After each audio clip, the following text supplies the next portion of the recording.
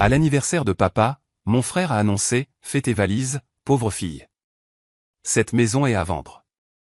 Tout le monde a acclamé et levé son verre. Je suis sorti et j'ai passé un seul coup de fil. 10 minutes plus tard, les cris ont commencé. Je m'appelle Amanda, j'ai 32 ans et je suis la plus jeune fille d'Harold. Il y a 5 ans, j'ai sacrifié ma carrière dans le marketing pour m'occuper de mon père vieillissant après le décès de maman. Aujourd'hui, c'est son 70e anniversaire, et j'ai passé des semaines à le rendre spécial. Pendant le toast, mon frère Derek s'est levé avec un sourire narquois. « Fais tes valises, pauvre fille. Cette maison est à vendre. » Tout le monde a applaudi tandis que mon cœur se brisait. Papa avait l'air confus. Je suis sorti et j'ai passé un rapide coup de fil. Si vous regardez cette vidéo, laissez un commentaire en me disant d'où vous venez. Cliquez sur le bouton j'aime et abonnez-vous pour me suivre dans cette folle histoire de famille. Notre famille a toujours été compliquée, mais je n'aurais jamais imaginé en arriver là.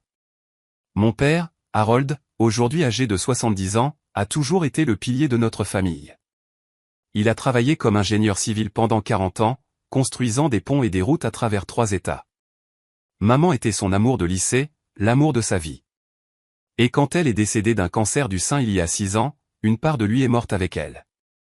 J'avais alors 27 ans et je gravissais les échelons en tant que directrice marketing pour une entreprise technologique à Chicago. Mon appartement en centre-ville donnait sur le lac Michigan, et ma vie était remplie de réunions avec des clients, de happy hours et d'une relation prometteuse avec un développeur de logiciels nommé Ryan. Tout a changé avec un coup de fil de mon frère, Derek. « Papa ne va pas bien », a-t-il dit.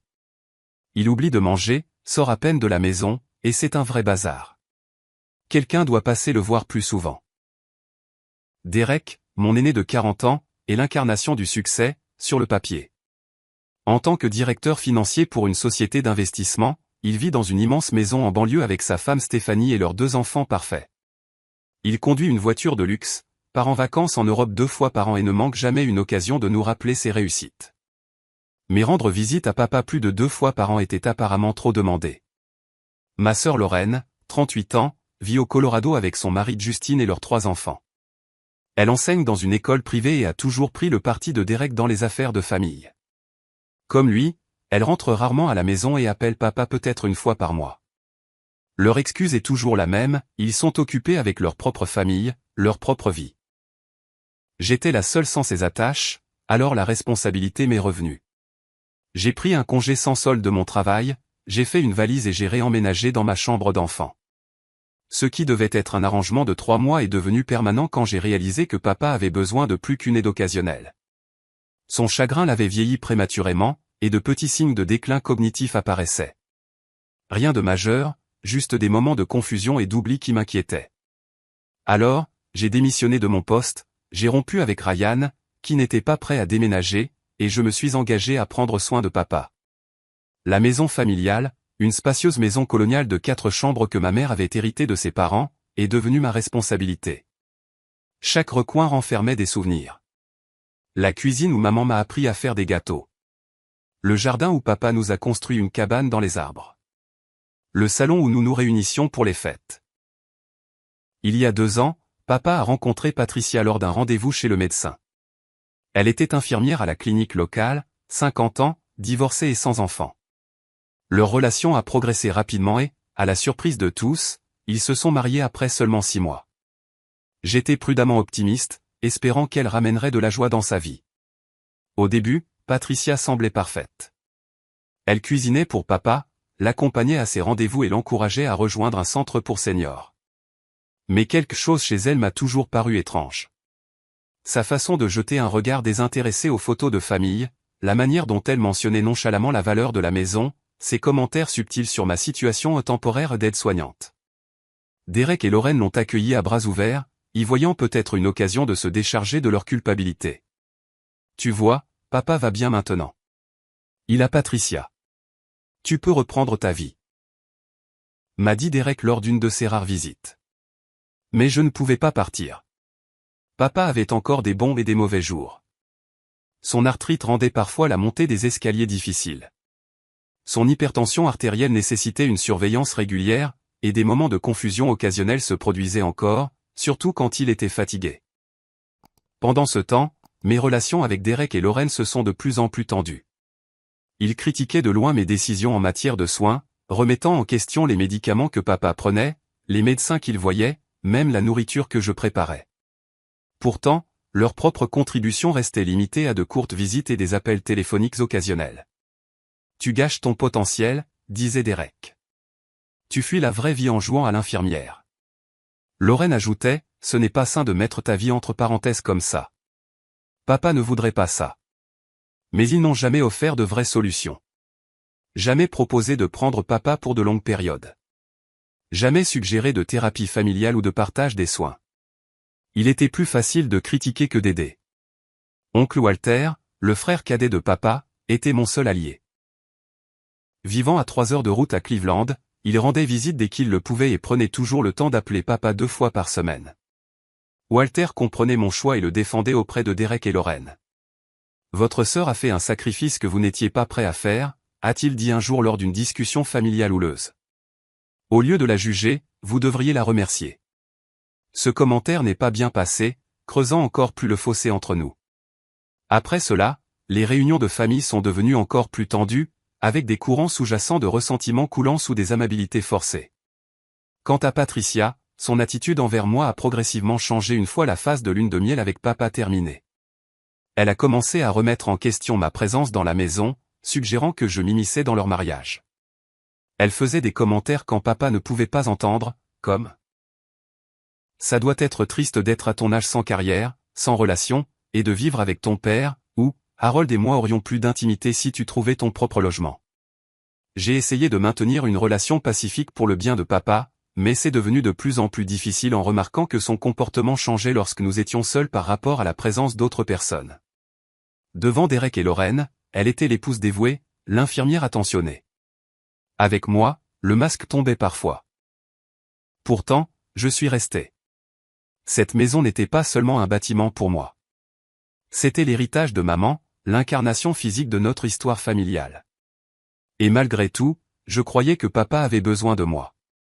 Ces moments de lucidité, quand il me serrait la main et disait « Je ne sais pas ce que je ferais sans toi, Amanda », rendaient tous les sacrifices valables.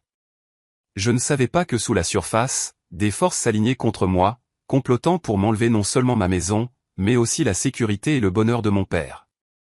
J'ai passé 2 semaines complètes à préparer la célébration du 70e anniversaire de papa.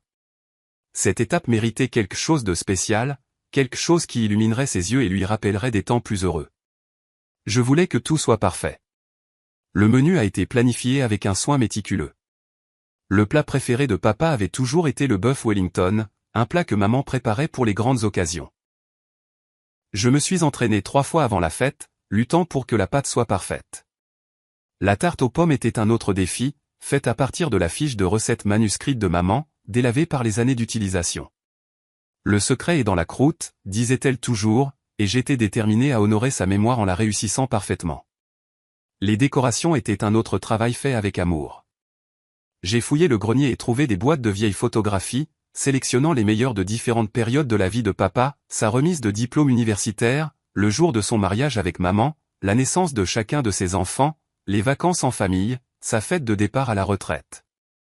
Je les ai arrangées chronologiquement dans un bel album en cuir, ajoutant des légendes et des dates sous chaque photo. Pour la fête elle-même, j'ai créé un mur de photos dans le salon, retraçant les 70 ans d'une vie bien remplie. Des ballons bleus et blancs, les couleurs préférées de papa, étaient disposés dans toute la maison. La table de la salle à manger était dressée avec la plus belle porcelaine de maman, utilisée uniquement pour les occasions les plus spéciales. J'ai même retrouvé une bouteille du champagne qu'ils avaient servi à leur mariage, prévoyant de la présenter comme une surprise pendant le toast. Inviter Derek et Lorraine a été la partie la plus difficile des préparatifs. Ma relation avec eux deux s'était encore détériorée ces derniers mois, Derek retournant à peine mes appels et Lorraine communiquant principalement par des SMS laconiques. Pourtant, je les ai contactés, soulignant l'importance de ce jour pour papa. C'est son 70e anniversaire, ai-je dit à Derek au téléphone. Ça signifierait tout pour lui si vous veniez tous. On verra si on peut l'intégrer à notre emploi du temps, a-t-il répondu, son ton suggérant que c'était un inconvénient majeur. Au fait, est-ce que papa a mis à jour son testament depuis qu'il a épousé Patricia? On devrait bientôt discuter des questions d'héritage. La conversation avec Lorraine s'est déroulée de la même manière, sa principale préoccupation étant de savoir si Derek serait présent et s'il y aurait des discussions familiales sur la maison et les biens de papa. Leurs réactions m'ont laissé perplexe, mais j'ai mis ces sentiments de côté. Ce jour était consacré à papa, pas aux tensions familiales ou aux questions d'héritage. Le comportement de Patricia avant la fête était tout aussi préoccupant. Elle a insisté pour inviter plusieurs de ses propres amis que papa connaissait à peine, y compris quelqu'un qu'elle a vaguement décrit comme un « associé d'affaires ». Quand j'ai suggéré de garder la réunion intime avec seulement la famille et les amis les plus proches de papa, elle m'a accusé d'essayer de tout contrôler. C'est aussi ma maison maintenant, m'a-t-elle rappelé. Et Harold est mon mari. J'ai mon mot à dire sur qui célèbre avec nous. Il y avait aussi ces réunions privées de plus en plus fréquentes avec Derek. 2 fois dans le mois précédant l'anniversaire, Derek est venu pendant que papa était à ses séances de physiothérapie. Lui et Patricia s'asseyaient à la table de la cuisine, parlant à voix basse, étalant des papiers qui étaient rapidement ramassés quand j'entrais dans la pièce. On discute juste de quelques options d'assurance maladie pour ton père, expliqua Patricia avec un sourire crispé lorsque je l'ai interrogé. Derek a des relations dans le secteur. Mais j'avais entreaperçu ce qui ressemblait à des brochures immobilières et des formulaires d'évaluation de propriété avant qu'ils ne soient escamotés. Quelque chose se passait dans mon dos, mais sans preuve concrète, je ne pouvais que rester vigilante. J'ai confié mes inquiétudes à l'oncle Walter lors d'un de nos appels privés. Walter avait reçu un diagnostic de cancer de la prostate plus tôt dans l'année et suivait un traitement, ce qui rendait peu probable sa présence à la fête d'anniversaire. Cela nous a attristés, papa et moi, car Walter était toujours l'âme des réunions de famille, racontant des blagues et apaisant les tensions avec sa nature facile à vivre. Garde l'œil ouvert, Amanda, m'a conseillé Walter quand je lui ai parlé des réunions secrètes. Je ne fais pas confiance à Patricia, et Derek a toujours été trop obsédé par l'argent. Tu te souviens de ce que ta mère disait toujours à propos de la maison? Maman avait été explicite, la maison familiale devait rester dans la famille, de préférence avec celui qui s'occupait de papa dans ces dernières années. C'était son héritage, et elle voulait qu'il continue d'abriter ce qu'elle aimait. Ce souhait avait été documenté dans son testament, papa recevant un droit d'usage viager et la propriété revenant finalement à ses enfants. J'ai pensé à prendre quelques précautions, ai-je avoué à Walter. Des précautions légales. C'est sage, a-t-il convenu. Laisse-moi passer quelques appels. J'ai encore des contacts de l'époque où je travaillais dans le droit immobilier. Le soutien de Walter m'a donné de la force, mais je me surprenais encore à rester éveillé la nuit, m'inquiétant de ce qui pourrait se tramer. La semaine avant la fête, j'ai remarqué que Patricia regardait les médicaments de papa, ajustant apparemment les dosages quand elle pensait que personne ne regardait. Papa avait été plus confus dernièrement, plus facilement fatigué. Quand j'ai suggéré de l'emmener pour un bilan de santé, Patricia a insisté sur le fait que ce n'était pas nécessaire. Il vieillit, c'est tout, Amanda. Arrête d'être paranoïaque. J'ai aussi découvert que Patricia avait fait visiter la maison à des inconnus pendant que papa et moi étions sortis, des voisins rapportant que des gens se promenaient sur la propriété et prenaient des mesures.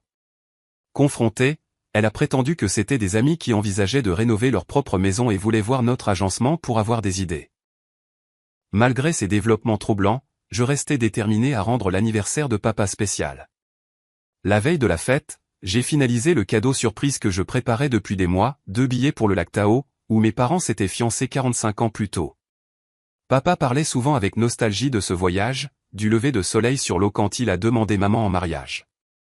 Je voulais lui donner une chance de revisiter ses souvenirs avec moi, en l'accompagnant pour assurer son confort et sa sécurité. Alors que j'emballais les billets dans du papier argenté, je ne pouvais me défaire du sentiment que demain apporterait plus qu'une simple célébration. Quelque chose changeait dans la dynamique de notre famille, et je devais être prête à tout. Le matin de la fête est arrivé avec un soleil d'automne doré qui filtrait par les fenêtres. Je me suis levé tôt pour terminer les derniers préparatifs, arrangeant des fleurs fraîches sur les tables et mettant la touche finale au gâteau d'anniversaire. Papa est descendu vers 9 heures, vêtu de la nouvelle chemise bleue que je lui avais achetée pour l'occasion. « Tu es beau, papa », lui ai-je dit en ajustant son col. « Comment as-tu dormi ?» Comme une bûche, a-t-il répondu avec un sourire qui effaça momentanément les rides de fatigue de son visage. Patricia m'a donné quelque chose pour m'aider à me reposer. Elle a dit que je devais être en forme pour aujourd'hui. Ce commentaire a déclenché une lueur d'inquiétude, mais je l'ai mise de côté. Aujourd'hui, c'était la fête, pas la suspicion. Patricia est apparue peu après, vêtue d'une robe rouge coûteuse que je n'avais jamais vue auparavant. Elle s'est affairée autour de papa, redressant sa chemise, peignant ses cheveux, se comportant comme l'épouse dévouée aux yeux de tous. Pourtant, il y avait quelque chose de calculateur dans son regard, une excitation à peine contenue qui semblait disproportionnée pour une simple réunion de famille. J'ai invité quelques personnes de plus, a-t-elle annoncé alors que je mettais la table. J'espère que ça ne pose pas de problème. Avant que je puisse répondre, la sonnette a retenti. Derek et Stéphanie sont arrivés les premiers, leurs enfants visiblement absents malgré mon invitation spécifique les incluant. Papa adorait ses petits-enfants et les voyait rarement. Les enfants avaient d'autres engagements, a expliqué Derek d'un ton sec quand papa a demandé où ils étaient. Ils portaient un petit sac cadeau qui semblait assemblé à la hâte, le papier de soie dépassant de manière désordonnée. Lorraine et Justine sont arrivés ensuite, également sans leurs enfants. Lorraine a fait un rapide câlin à papa avant de graviter immédiatement vers Derek. Ils se sont mis dans un coin du salon pour une conversation à voix basse. Les plus vieux amis de papa, Georges et Martha, du bout de la rue, sont arrivés, apportant du pain fait maison et de chaleureux sourires. Ils connaissaient notre famille depuis des décennies, nous avaient vus grandir et se souciaient sincèrement de papa. Leur présence était un réconfort au milieu des étranges courants sous-jacents que je sentais. L'arrivée la plus préoccupante fut celle d'un homme élégamment vêtu d'une cinquantaine d'années que Patricia présenta simplement comme Franck, un cher ami. Il portait une mallette et avait l'allure polie d'un homme d'affaires. Quand j'ai demandé comment il connaissait Patricia, sa réponse fut vague, par des relations mutuelles dans le monde de l'immobilier. La fête s'est déroulée avec des amabilités superficielles. Nous avons partagé un repas à la table à manger, papa à la tête, là où il s'était toujours assis. Il semblait de bonne humeur, bien qu'occasionnellement confus sur des détails ou des conversations. 2 fois, il a appelé Martha par le nom de ma mère, ce qui n'était jamais arrivé auparavant. Après le plat principal, avant le dessert, j'ai sorti l'album photo que j'avais créé. Les yeux de papa se sont illuminés en tournant les pages, les souvenirs affluents. « Regarde-nous à Yellowstone », s'est-il exclamé en montrant une photo jaunie d'il y a 30 ans. Barbara avait si peur des ours. Vous vous souvenez, les enfants ? Derek et Lorraine ont à peine jeté un coup d'œil à l'album, échangeant des regards que je ne pouvais pas interpréter. Patricia n'arrêtait pas de regarder sa montre comme si elle attendait quelque chose. Quand est venu le moment du gâteau, j'ai apporté la création à 3 étages décorée de motifs de pêche, le passe-temps favori de papa dans sa jeunesse. Les bougies ont été allumées, la chanson a été chantée, et pendant un instant, tout semblait normal, voire heureux. Puis Derek s'est levé, tapotant son verre avec une cuillère. La pièce est devenue silencieuse alors que tous les yeux se tournaient vers lui. J'aimerais porter un toast à l'homme du jour, a-t-il commencé, sa voix portant un sous-entendu de triomphe. Papa, tu nous as tant donné au fil des ans. Ta sagesse, ton soutien, ton amour. Aujourd'hui, nous voulons te rendre quelque chose. Un nouveau départ. Il a marqué une pause pour les faits, ses yeux rencontrant brièvement les miens avec une froide satisfaction. Comme beaucoup d'entre vous le savent, cette maison est devenue trop lourde à gérer pour papa. Les escaliers, l'entretien, les impôts fonciers. Patricia s'inquiète pour son bien-être ici, et après mûre réflexion, nous avons pris une décision importante. Mon estomac s'est noué alors que Derek sortait un document plié de la poche de sa veste. Papa m'a signé une procuration, et nous avons décidé qu'il est temps de vendre cette maison et de le déménager à Oakwood Terrace, une résidence pour personnes âgées haut de gamme avec des soins médicaux à plein temps. Puis il s'est tourné vers moi, son sourire n'atteignant pas ses yeux. Alors, Amanda. Fais tes valises, pauvre fille. Cette maison est à vendre. La pièce a éclaté en applaudissements, les verres se levant en signe de célébration. Patricia rayonnait, s'accrochant possessivement au bras de papa. Lorraine hochait la tête en signe d'approbation. Franck, l'ami, a ouvert sa mallette, révélant des piles de documents immobiliers. J'ai regardé papa, m'attendant à une protestation, de la confusion, de la colère. Au lieu de cela, je n'ai vu que de la perplexité dans ses yeux, comme s'il ne pouvait pas tout à fait saisir ce qui se passait. Mais, et notre voyage au lac Tao ? A-t-il demandé, sa voix petite et confuse. Amanda a dit que nous allions voir le lever du soleil. Derek a ri d'un air dédaigneux. Papa, tu n'es pas en état de voyager. Amanda te remplit la tête d'idées irréalistes. Oakwood Terrace a aussi de belles vues et des soins 24h24. Patricia a ajouté, sa voix sirupeuse, nous faisons ça pour toi, chérie. Amanda pourra te rendre visite à Oakwood quand elle le voudra. C'est vraiment pour le mieux.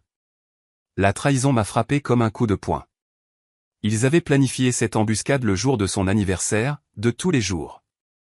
Ils avaient utilisé la célébration comme couverture pour leur stratagème, et tout le monde agissait comme si c'était quelque chose à célébrer, comme si arracher papa de sa maison était un cadeau plutôt qu'un vol cruel. George et Martha avaient l'air mal à l'aise, échangeant des regards inquiets. Ils savaient à quel point cette maison comptait pour papa, comment elle le reliait à maman, à une vie de souvenirs. Le marché est en pleine effervescence en ce moment, disait Frank, étalant des papiers sur la table où le gâteau était encore à moitié mangé. Nous pourrions la mettre en vente la semaine prochaine et probablement avoir des offres en quelques jours. Ce quartier a pris beaucoup de valeur. Je ne pouvais pas supporter une seconde de plus. Ma poitrine était serrée, ma vision se brouillait de larmes non versées. Sans un mot, je me suis levé et je suis sorti par la porte d'entrée, dans l'air frais de l'automne. Les mains tremblantes, j'ai sorti mon téléphone et j'ai passé l'appel que j'espérais ne pas avoir à passer. Michael, ça arrive, exactement comme nous le craignions. J'ai besoin de toi ici, maintenant. Michael était mon meilleur ami depuis l'université. Nous nous étions rencontrés en cours d'éthique des affaires, ironiquement, et étions restés en contact même lorsque nos carrières avaient pris des chemins différents. Alors que j'étais allé dans le marketing, il avait poursuivi des études de droit, se spécialisant dans les soins aux personnes âgées et la planification successorale. Quand j'avais remarqué pour la première fois le comportement suspect de Patricia il y a des mois, Michael avait été la première personne que j'avais appelée pour obtenir des conseils. Ils ne peuvent pas simplement vendre la maison sous ton nez, m'a-t-il rassuré maintenant, sa voix calme et stable au téléphone. Pas si nous avons bien fait nos devoirs. Je serai là dans 10 minutes. Walter est déjà en route avec le docteur Kapor. Je me suis appuyé contre la balustrade du porche, essayant de calmer ma respiration. Ce moment, aussi terrible soit-il, n'était pas une surprise totale. En fait, je m'y préparais depuis près de 6 mois. Tout a commencé par de petites choses. Patricia qui égarait les lunettes de papa juste avant des rendez-vous importants. Des ouvriers de maintenance qui se présentaient alors que ni papa ni moi ne les avions appelés. Papa qui devenait inhabituellement somnolent après que Patricia lui ait préparé son thé spécial, le soir. Sa confusion croissante sur des faits de base, qui s'améliorait mystérieusement lorsque Patricia était absente pour rendre visite à sa sœur pendant un week-end. Un soir, je suis descendu chercher de l'eau et j'ai trouvé Patricia dans la cuisine en train de transférer des pilules d'un flacon à un autre. Quand elle m'a vu, elle a rapidement tout rangé, prétendant qu'elle organisait simplement les médicaments de papa. Mais le lendemain, j'ai vérifié son pilulier et j'ai trouvé des comprimés différents de ce que son médecin lui avait prescrit. J'en ai apporté un à un ami pharmacien qui l'a identifié comme un sédatif puissant, ne figurant sur aucune des ordonnances de papa. C'est là que mes soupçons se sont transformés en certitude. Patricia droguait mon père, probablement pour le rendre plus docile et confus, plus facile à manipuler. À peu près à la même époque, j'ai remarqué que Derek faisait des apparitions plus fréquentes, toujours quand papa était sorti ou faisait la sieste. Lui et Patricia se penchaient ensemble sur des documents, parlant à voix basse. Une fois, j'ai surpris des bribes de conversation, procuration, évaluation de la propriété, et partager la différence. Le plus troublant a été de trouver un vieil échange de SMS sur le téléphone de papa alors que je l'aidais avec une application. Des messages entre Patricia et Derek datant de 3 ans, bien avant qu'elle ne rencontre papa à la clinique. Dans un échange, Derek écrivait « Trouver une cible parfaite. Veuf, propriétaire d'un bien de valeur. La fille qui vit avec lui pourrait être un problème. On te tient au courant. » Patricia avait répondu « La fille peut être gérée. Trouve-moi un moyen de le rencontrer et je m'occupe du reste. » Ils avaient délibérément ciblé papa. La rencontre de Patricia à la clinique n'avait jamais été un hasard. Elle avait été placée là par Derek, dans le cadre d'un plan calculé pour prendre le contrôle de la maison. Quand j'ai montré ces messages à papa pendant un moment de lucidité, il était anéanti mais aussi dubitatif. Patricia même, a-t-il insisté. Derek est mon fils. Il ne ferait pas ça. Son déni était déchirant mais compréhensible. Personne ne veut croire que ses proches pourraient le trahir si fondamentalement. Et à ce moment-là, la manipulation des médicaments par Patricia avait progressé au point que papa avait plus de jours de confusion que de jours clairs. C'est là que j'ai contacté Walter pour obtenir de l'aide. Malgré ses traitements contre le cancer, il a immédiatement agi, me mettant en contact avec ses anciens collègues juristes et m'aidant à formuler un plan de protection. Ta mère ne me pardonnerait jamais si je l'ai laissé prendre cette maison à Harold, avait dit Walter. Ou si je l'ai laissé te mettre à la porte après tout ce que tu as sacrifié. Travaillant discrètement, nous avons organisé pour papa une évaluation cognitive pendant une de ces périodes de clarté, avec le docteur Kapor, un gériatre non lié au réseau de Patricia. Les résultats ont montré que, bien que papa ait un léger trouble cognitif, il était toujours juridiquement compétent lorsqu'il n'était pas sous l'influence de médicaments non autorisés. Avec cette documentation en main, nous avons travaillé avec Michael pour créer un ensemble de protections juridiques. Papa a signé une procuration pour les soins de santé désignant Walter et moi comme ses décideurs. Il a créé une nouvelle procuration générale, limitée à des actions spécifiques et nécessitant la double signature de Walter et de moi-même. Et plus important encore, il a signé une déclaration énonçant son souhait explicite de rester dans la maison familiale avec des soins à domicile appropriés si nécessaire. Tous ces documents ont été dûment attestés par des témoins et notariés un jour où Patricia assistait à une conférence d'infirmières qui, j'ai découvert plus tard, n'a jamais existé. Nous avons gardé les originaux dans le bureau de Michael, en sécurité, donnant à papa des copies à cacher dans sa boîte de matériel de pêche, un endroit que Patricia ne touchait jamais. Nous avons également installé de petites caméras dans les parties communes de la maison, enregistrant légalement les activités de Patricia. Les images la montraient manipulant les médicaments, fouillant dans les papiers personnels de papa, et une fois, le giflant quand il lui a demandé où étaient passées certaines de ses économies. Je rassemblais méthodiquement ces preuves, prévoyant d'affronter Patricia avec le soutien de Walter une fois ses traitements terminés. Mais Derek avait accéléré le calendrier avec cette embuscade d'anniversaire, me forçant la main. Alors que je terminais l'appel avec Michael, j'ai pris une profonde inspiration et je me suis préparé à retourner à la fête. Par la fenêtre, je pouvais voir Derek distribuer des papiers à signer. Patricia gesticulait avec enthousiasme à propos de quelque chose, probablement l'appartement de luxe qu'elle avait si peu subtilement recherché en ligne. Papa était affalé sur sa chaise, faisant bien ses 70 ans, et même plus, la confusion évidente dans sa posture. Ma colère brûlait, froide et claire. Il ne s'agissait pas seulement de la maison, même si cela comptait. Il s'agissait de la dignité de papa, de son droit de faire des choix éclairés sur sa propre vie. Il s'agissait d'honorer les souhaits de maman pour la maison familiale. Et oui, il s'agissait de justice, de ne pas laisser des gens manipulateurs profiter de la maltraitance d'une personne âgée. Le son d'une voiture se garant dans l'allée a signalé l'arrivée de Michael. Quelques instants plus tard, un autre véhicule a suivi. Oncle Walter en est sorti avec le docteur Kapor. Malgré sa fatigue évidente due à ses traitements, le visage de Walter était empreint de détermination. Le docteur Kapor portait sa mallette médicale, son expression professionnellement neutre. Prête, a demandé Walter, posant une main de soutien sur mon épaule. J'ai hoché la tête, me redressant. Plus que prête. Mettons fin à tout ça. Ensemble, nous sommes retournés dans la maison, prêts à exposer la vérité et à reprendre ce qui était en train d'être volé sous nos yeux. La conversation dans le salon s'est arrêtée brusquement à notre entrée. Derek était en pleine phrase, un stylo à la main, expliquant apparemment quelque chose sur les comptes séquestres. Frank, l'agent immobilier, disposait des brochures glacées sur la table basse. Patricia se tenait derrière la chaise de papa, ses mains possessivement posées sur ses épaules. Amanda, dit Derek avec une patience exagérée, nous sommes au milieu de quelque chose d'important ici. Peut-être que tu pourrais nous apporter du café pendant que les adultes s'occupent de la paperasse. La paperasse s'arrête maintenant, ai-je répondu, ma voix plus stable que je ne l'aurais cru. Papa ne vend pas cette maison. Et il ne déménage dans aucun établissement. Derek a ri, un son méprisant qui m'a fait frissonner. Trop tard, petite sœur. Les papiers sont déjà signés. La procuration me donne le droit de prendre ces décisions pour le bien de papa. J'aimerais que tout le monde écoute attentivement, dis-je en m'adressant à toute la pièce. Ce qui se passe ici n'est pas seulement moralement répréhensible, c'est illégal. Lorraine fronça les sourcils, regardant tour à tour Derek et moi. De quoi parles-tu? Derek à la procuration. Tout est en règle. Vraiment, ai-je lancé.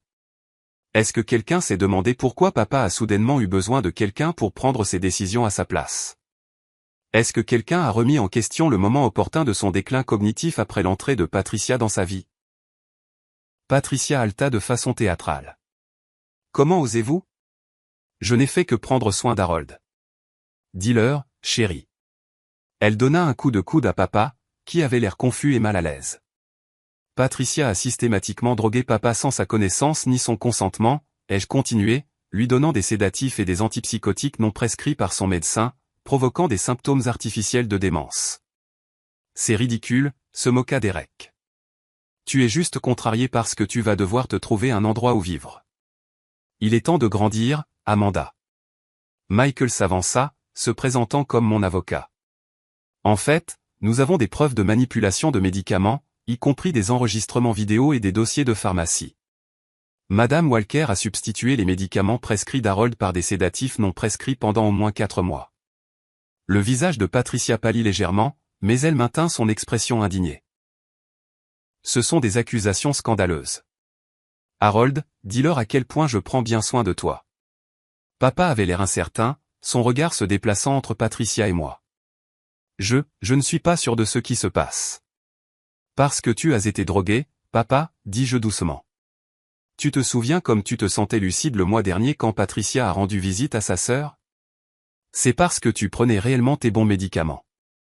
Lorraine avait l'air de plus en plus mal à l'aise. Derek, est-ce que quelque chose de tout ça est vrai?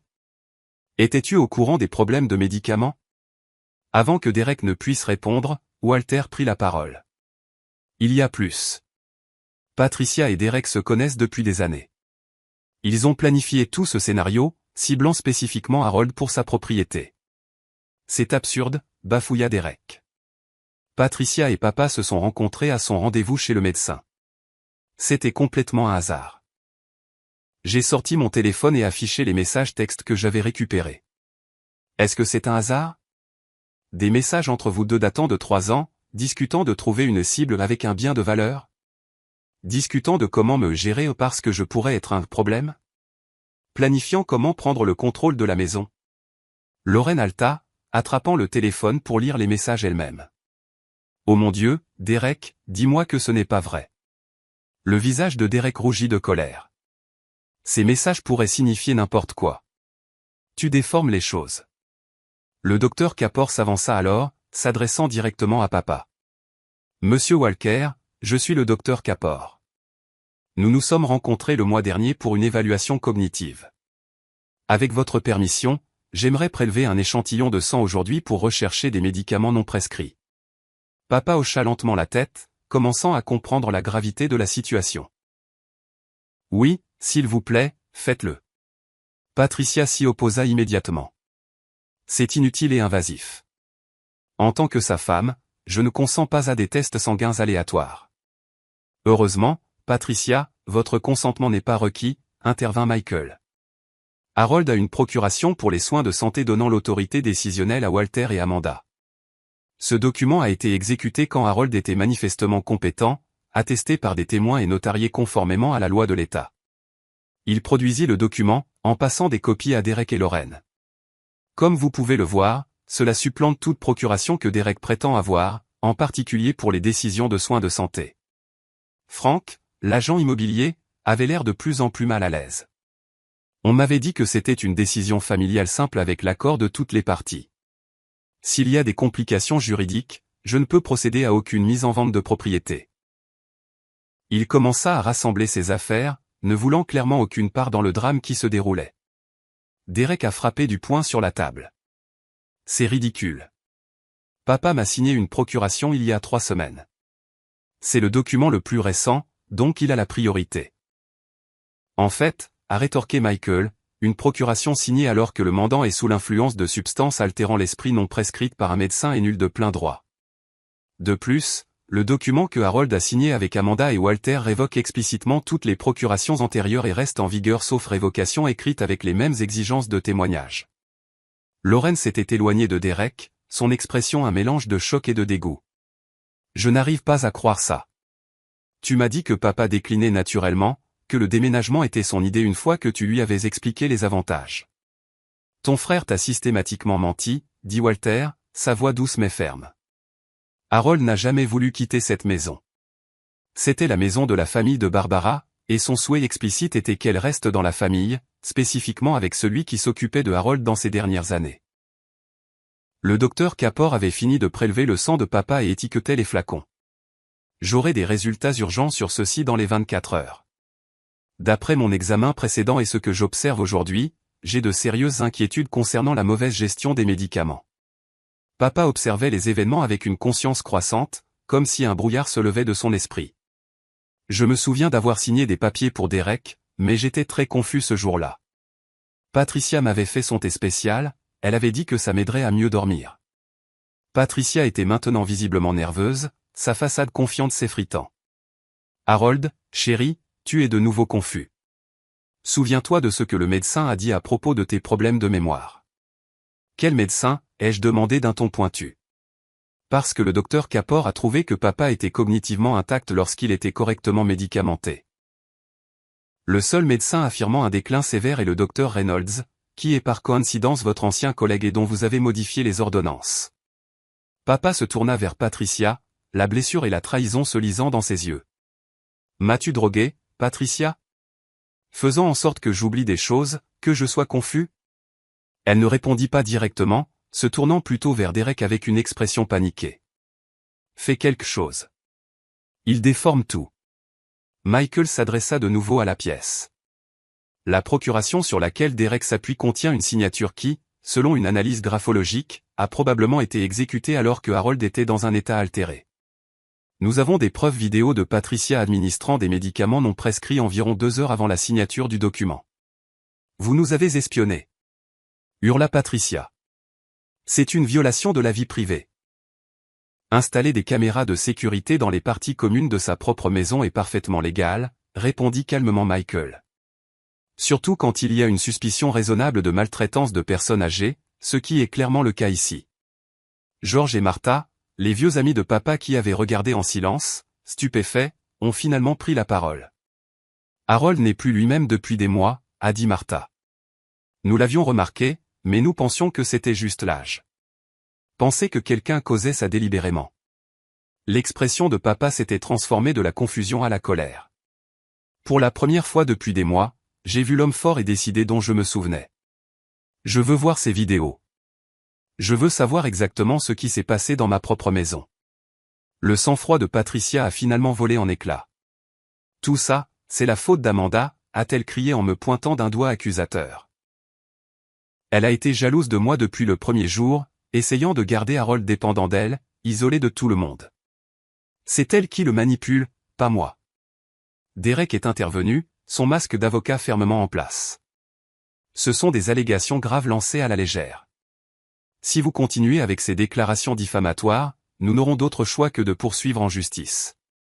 Michael est resté imperturbable. Certainement, allons au tribunal. Je suis certain qu'un juge serait très intéressé par l'examen des preuves, y compris les transactions financières montrant 40 000 $ transférés des comptes d'Harold au vôtre au cours de la dernière année, Derek. Lorraine halta. 40 000 $, papa? Tu as autorisé ça? Papa secoua lentement la tête. Je ne me souviens d'aucun gros virement. Patricia s'occupe des services bancaires en ligne maintenant. Elle a dit que c'était trop compliqué pour moi. Parce qu'elle a délibérément fait en sorte que ça paraisse compliqué. A ajouté Walter. De la même manière qu'elle vous a fait croire que vous perdiez la mémoire, vos capacités cognitives. Lorraine se tourna vers Derek, son expression se durcissant. Tu m'as dit que papa avait besoin de soins spécialisés pour la mémoire parce qu'il oubliait de payer ses factures, qu'il perdait le fil de son argent. C'était aussi un mensonge? Le visage de Derek rougit. L'argent était pour des services de gestion financière. Tout à fait légitime. Via votre propre entreprise, a noté Michael. À des taux 4 fois supérieurs à la norme du secteur. Un autre fait qui intéresserait les services de protection des adultes et peut-être le procureur. Frank, l'agent immobilier, s'était glissé vers la porte. Je pense que je devrais me retirer de cette situation. De toute évidence, il y a des problèmes familiaux à résoudre avant que toute décision immobilière puisse être prise. Sage décision, lui dit Walter. Et je vous suggère de bien vérifier vos futurs clients pour éviter d'être impliqué dans des stratagèmes de maltraitance de personnes âgées. Franck hocha la tête, mal à l'aise, et sortit précipitamment, laissant ses brochures éparpillées sur la table basse. Patricia a soudainement changé de tactique, son expression se transformant en une innocence blessée alors qu'elle s'adressait directement à papa. « Harold, chéri, ils essaient de nous séparer. Tu sais que je t'aime. Tout ce que j'ai fait, c'était pour ton bien. » Papa était devenu de plus en plus alerte tout au long de la confrontation. Il regarda Patricia avec des yeux clairs, la voyant peut-être vraiment pour la première fois depuis des mois. « Si tu m'aimais, tu ne m'aurais pas drogué.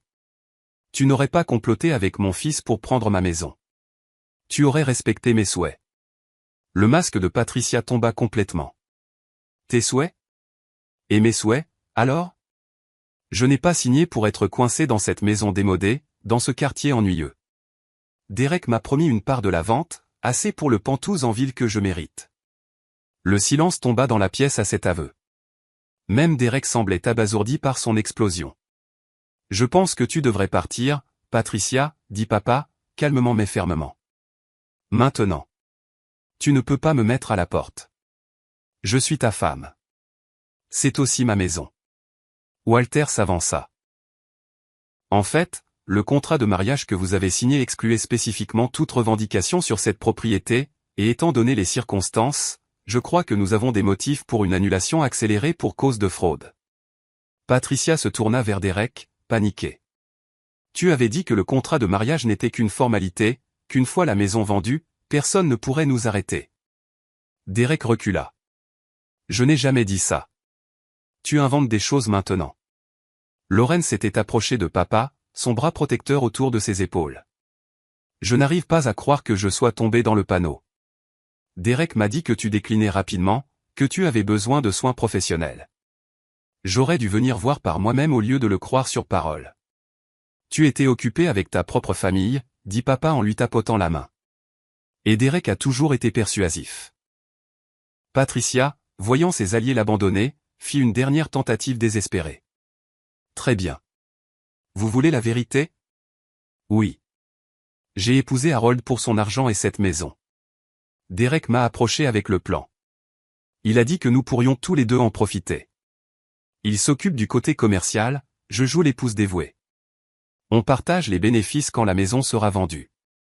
Vous êtes content maintenant? » Elle attrapa son sac à main et se dirigea vers les escaliers. « Je fais mes valises. Ce mariage était de toute façon une imposture. Une perte totale de 2 ans de ma vie à m'occuper d'un vieil homme. » Nous avons regardé en silence, stupéfaits, alors qu'elle montait les escaliers en trombe, lançant des insultes et des accusations tout le long du chemin. Le son des tiroirs arrachés et des portes de placard claquant résonnait dans la maison. Derek se tenait seul maintenant, abandonné par sa co-conspiratrice, faisant face au jugement collectif de la famille qu'il avait essayé de manipuler. « Tout ça est complètement disproportionné », a-t-il essayé, sa voix manquant de conviction. « En volant sa maison? En travaillant avec Patricia pour le droguer, ai-je contesté? En cachant tout ça derrière une fête d'anniversaire?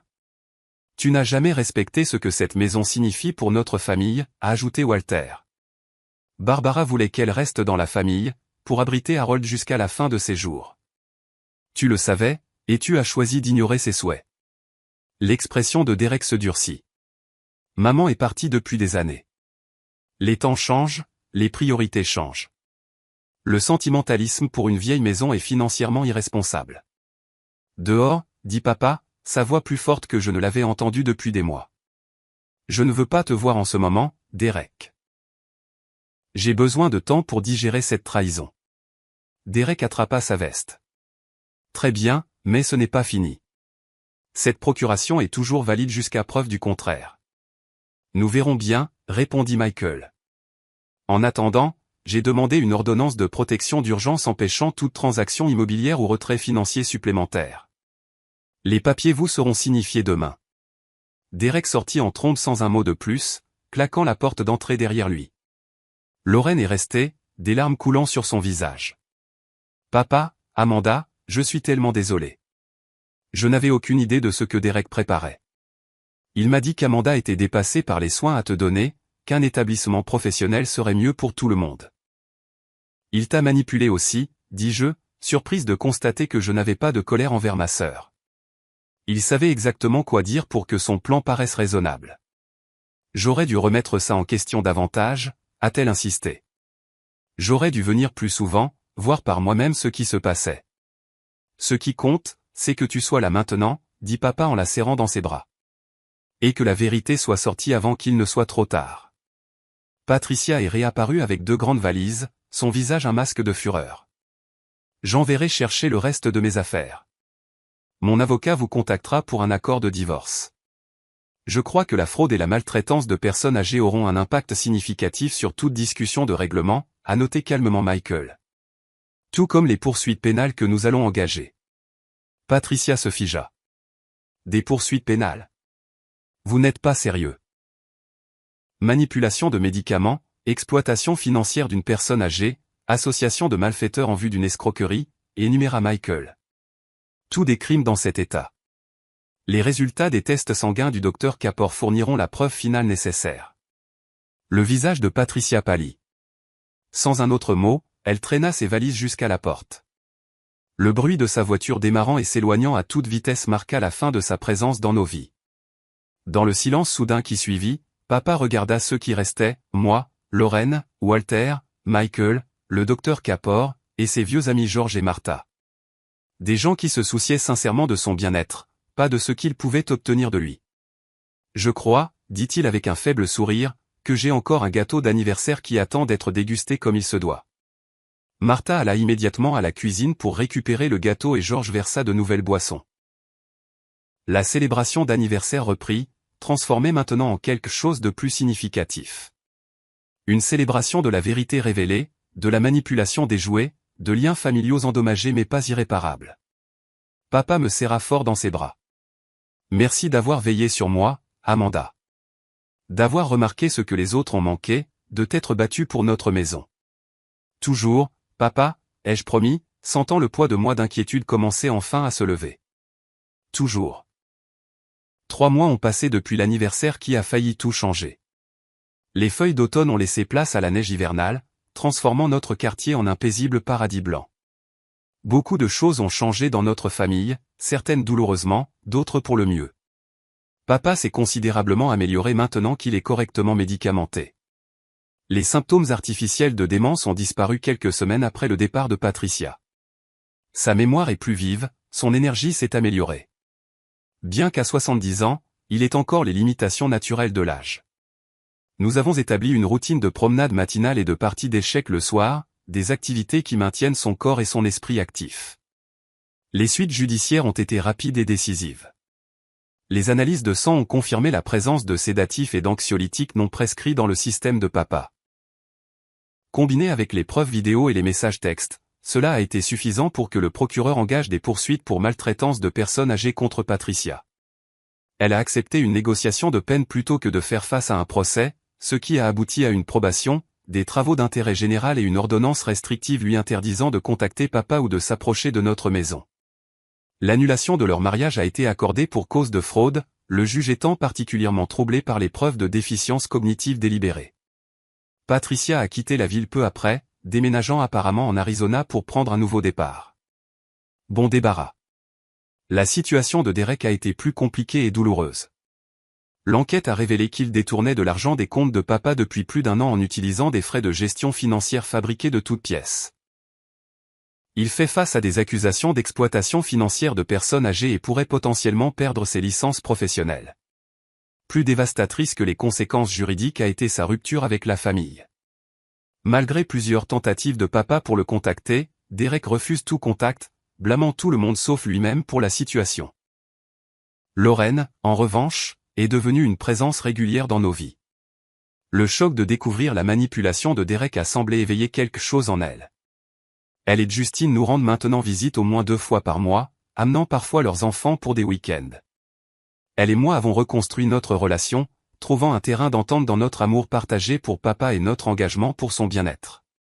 Quant à moi, j'ai trouvé un nouvel équilibre. Avec l'amélioration de la santé de papa, je me suis senti à l'aise pour embaucher Madame Rodriguez, une aide-soignante à temps partiel qui vient 3 jours par semaine. Cela m'a permis d'accepter un poste en télétravail dans le marketing pour une start-up, gardant mes compétences à jour tout en restant disponible pour papa. Ce n'est pas la carrière de haut vol que j'avais autrefois, mais cela semble juste pour ce chapitre de ma vie. Oncle Walter a été notre pilier tout au long de cette épreuve. Après avoir terminé ses traitements contre le cancer, qui ont heureusement été un succès, il a vendu sa maison de Cleveland et a acheté une petite maison à seulement 2 rues de la nôtre. Il vient dîner plusieurs fois par semaine, et sa présence a été une guérison pour papa, qui apprécie la compagnie de son frère plus que jamais. Le changement le plus significatif a été ma perspective sur la famille et la confiance. J'ai appris que parfois, ceux qui nous sont les plus proches peuvent causer les blessures les plus profondes, que ce soit par malveillance active comme Derek et Patricia, ou par négligence passive comme la distance initiale de Lorraine. Mais j'ai aussi découvert que les liens brisés peuvent être réparés, qu'il n'est jamais trop tard pour reconstruire la confiance et la connexion. Papa et moi avons finalement fait ce voyage au lac Tahoe le mois dernier. Nous avons regardé le soleil se lever sur l'eau depuis l'endroit exact où il a demandé maman en mariage il y a 45 ans. Alors que la lumière peignait le lac de nuances d'or et de rose, il m'a raconté des histoires que je n'avais jamais entendues auparavant, de petits détails sur leur relation qu'il avait gardée privée jusqu'à présent. Ta mère serait fière de toi, Amanda, a-t-il dit alors que nous étions emmitouflés contre le froid matinal. Pas seulement pour avoir sauvé la maison, mais pour la façon dont tu l'as fait. Tu as été intelligente, préparée, et toujours gentille même face à la cruauté. Ce moment au bord du lac a cristallisé la leçon la plus importante de notre épreuve, l'amour exige de la vigilance. Pas une suspicion paranoïaque, mais une attention bienveillante. Une volonté de remarquer les changements et de poser des questions difficiles. Si j'avais ignoré les signes de la manipulation de Patricia, si j'avais rejeté mes inquiétudes pour éviter les conflits, nous aurions perdu tout ce qui comptait. J'ai aussi appris sur le pardon et ses limites. J'ai pardonné à Lorraine, dont le seul véritable crime était de trop faire confiance à Derek et trop peu à moi. Je travaille sur le pardon pour Derek, bien qu'une réconciliation semble lointaine. Quant à Patricia, je peux reconnaître son humanité sans inviter son poison à nouveau dans nos vies. Certains ponts, une fois brûlés, devraient le rester. La maison reste notre sanctuaire, maintenant remplie de plus de joie qu'elle n'en a connue depuis des années. Nous avons fait quelques modifications pratiques. Une barre de sécurité dans la salle de bain ici, un meilleur éclairage là, mais son essence reste inchangée. C'est toujours l'endroit où maman m'a appris à faire des gâteaux, où papa nous a construit une cabane dans les arbres, où des générations d'amour et de mémoire résident dans chaque recoin. Parfois, tard dans la nuit, je pense à quel point nous avons failli tout perdre. Pas seulement la structure physique, mais le sentiment de sécurité et de continuité qu'elle représente. Dans ces moments, je suis reconnaissante pour les instincts qui m'ont poussé à questionner, à enquêter, à me préparer. Cet unique coup de fil le jour de l'anniversaire de papa a tout changé, déclenchant les événements qui ont sauvé notre maison et peut-être la vie de papa. S'il y a une sagesse que je peux partager de cette expérience, c'est celle-ci, faites confiance à votre instinct quand quelque chose ne semble pas juste, surtout avec ceux que vous aimez. Documentez tout lorsque des soupçons apparaissent.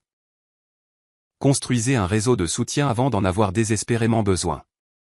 Et souvenez-vous que parfois, l'action la plus aimante n'est pas la plus facile, pas celle qui évite les conflits, mais celle qui affronte les vérités difficiles de front. Papa et moi nous asseyons sur la balançoire du porche la plupart des soirs maintenant, regardant les enfants du quartier jouer, saluant les voisins qui promènent leurs chiens. Hier, il s'est tourné vers moi avec des yeux clairs et un sourire paisible. Tu sais, a-t-il dit, ta mère a toujours cru que les maisons avaient une âme, qu'elles absorbaient l'amour et la douleur des familles qui y vivaient. Si elle avait raison, cette vieille maison doit avoir l'une des âmes les plus fortes qui soit. Je pense qu'il a raison. Et je suis reconnaissante chaque jour que nous nous soyons battus pour cette maison, pour son âme, pour notre héritage familial. Avez-vous déjà dû vous opposer à des membres de votre famille pour protéger quelqu'un que vous aimez? Qu'est-ce qui vous a donné la force de faire ce choix difficile? Partagez vos histoires dans les commentaires ci-dessous. Si cette histoire vous a touché, s'il vous plaît, aimez, abonnez-vous et partagez-la avec quelqu'un qui pourrait avoir besoin d'entendre que se battre pour ce qui est juste en vaut toujours la peine, même lorsque cela signifie s'opposer à ceux qui devraient être de votre côté. Merci d'avoir écouté mon histoire, et rappelez-vous, parfois la famille que nous choisissons de créer est aussi importante que la famille dans laquelle nous sommes nés.